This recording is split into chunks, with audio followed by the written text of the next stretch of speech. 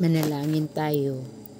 Panginoon, tulungan mo ako maging aba at nang ikaw ay lalong maging dakila. Ipagkaloob mo sa akin ang grasya na magalak sa oras ng kadustaan. Palayain ako sa hangaring patunayang laging tama ang sarili.